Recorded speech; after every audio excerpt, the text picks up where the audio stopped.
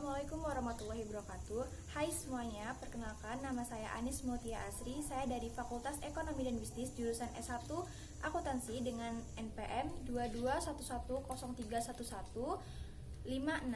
Saya di sini akan menampilkan hasil resum materi selama PKKMB Universitas Lampung 2022. Selamat menyaksikan, tonton sampai habis ya.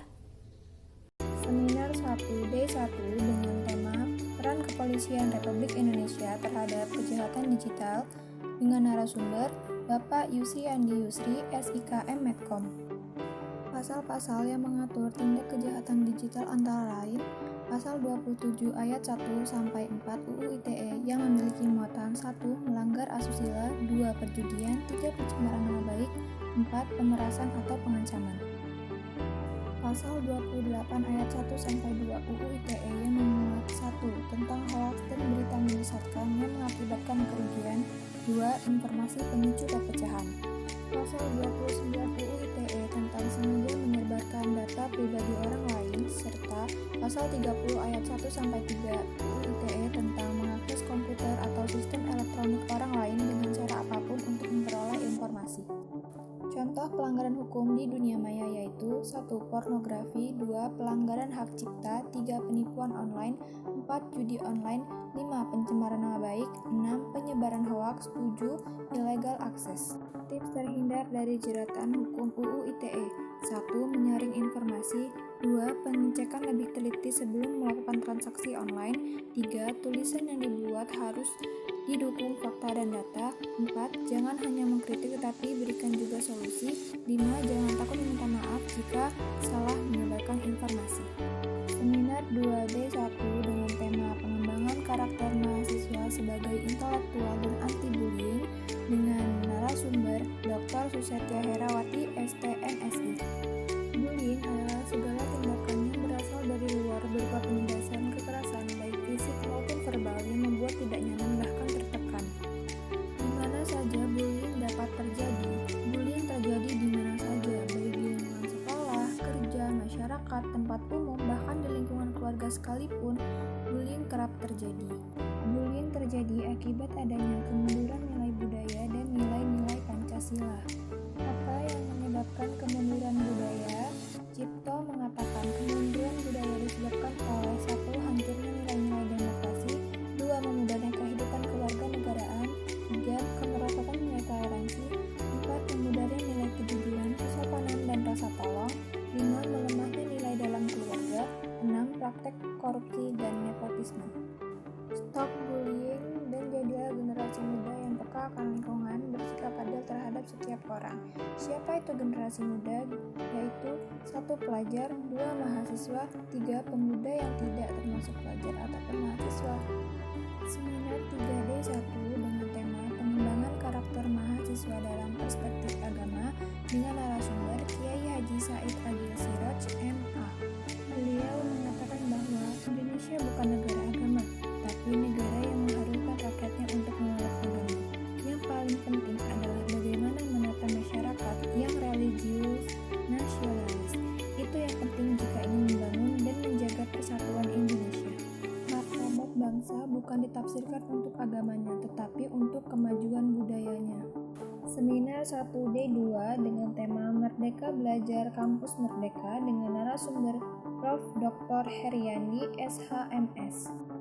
Visi Indonesia 2045 yaitu berdaulat, maju, adil dan makmur. Pilar visi 1. Membangun manusia serta penguasaan iptek, 2. Pembangunan ekonomi berkelanjutan, 3. Pemerataan pembangunan, 4. Pemasaran nasional. 6. Indikator profil pelajar Pancasila 1. Bernalar kritis, 2. Kemandirian, 3. Kreatif, 4. Gotong royong, 5. Kebinekaan global, 6. Berakhlak mulia. Dasar Hukum Merdeka Belajar Kampus Merdeka, pembukaan program studi baru Kemendikbud nomor 7 tahun 2020. Seminar 2D2 dengan tema Kesadaran Lingkungan Hidup, Manajemen Risiko dan Kampus yang Sehat dengan narasumber Prof. Dr. Dr. Asep Sukohar, Esket MKes. Lingkungan hidup berupa alam menjadi sumber pemenuhan kebutuhan hidup manusia. Permasalahan lingkungan hidup di Indonesia dan di dunia dibagi menjadi 3 kelompok, yaitu 1. Lingkungan alam, 2. Lingkungan sosial, 3. Lingkungan buatan. Tips pengelolaan lingkungan hidup demi menjaga kelestarian alam antara lain 1. Melaksanakan 3R yaitu reuse, reduce, dan recycle 2. Mengelola sampah 3. Menjaga kelestarian sumber daya alam 4. Waspada gas rumah kaca dan pemanasan global dengan reboisasi. Upaya yang dapat dilakukan demi menunjang kampus sehat 1. Zero tolerance areas 2. Parkir terpadu dan pembatasan penggunaan kendaraan 3. Pengelolaan sampah TPST 4. Pengelolaan air 5. Arbonetum dan anggrek.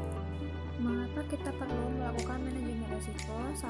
Karena terjadinya perubahan lingkungan yang terus-menerus 2. Meningkatnya permintaan good governance organisasi.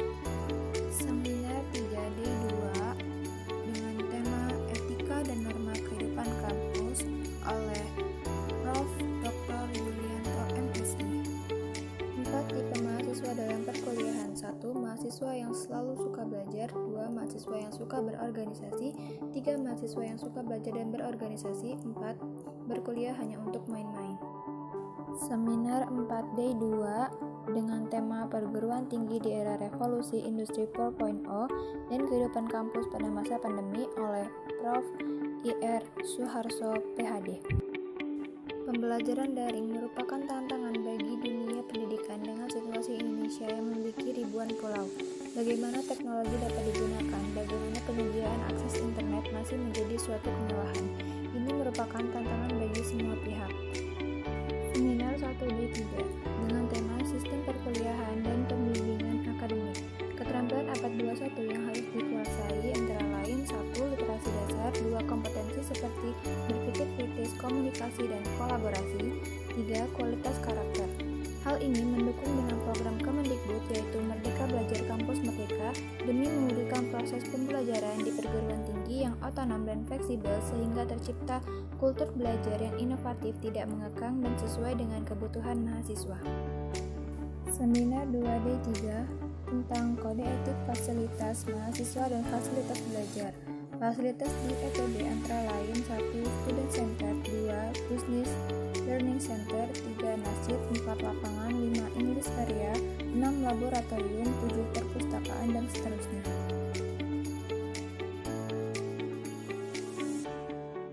Seminar 3D3 tentang hak dan kewajiban mahasiswa dan kegiatan kemahasiswaan.